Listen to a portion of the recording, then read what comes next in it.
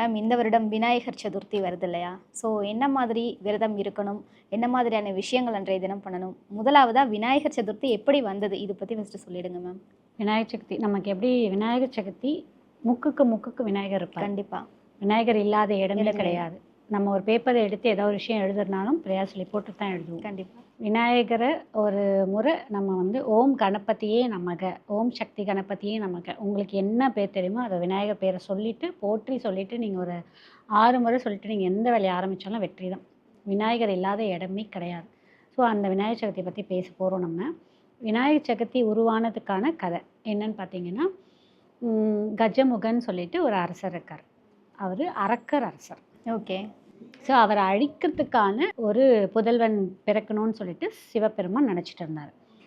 ஆனால் நம்ம பார்வதி தேவி நமக்கு ஒரு அழகான குழந்தை பிறக்கணும்னு சொல்லிட்டு அவங்க ஒரு உருவம் வரைஞ்சிட்டாங்க. வரைஞ்சிட்டு இருக்கும்போது கை தவறுதெல்லாம் எல்லாம் முடிச்சிட்டாங்க, தும்பி கையோடு வரைஞ்சிட்டாங்க. அப்போது ஆனால் சிவபெருமானை என்ன நினச்சாரு, இதுதான் அந்த கஜமுகனை அழிக்கிறதுக்காக அவதரிக்க போகிற அவதார குழந்தை அப்படின்னு சொல்லிட்டு அவருக்கு தெரியும். அதுக்கான ஆயுத்தமும் அவர் இறங்கிட்டார்.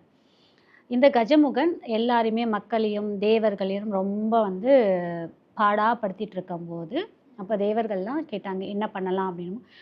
கொஞ்சம் வெயிட் பண்ணுங்க, அதுக்கான குழந்தை உருவாயிடுச்சு, அந்த குழந்தை அந்த கஜமுகனை அழிச்சிடும்ட்டு.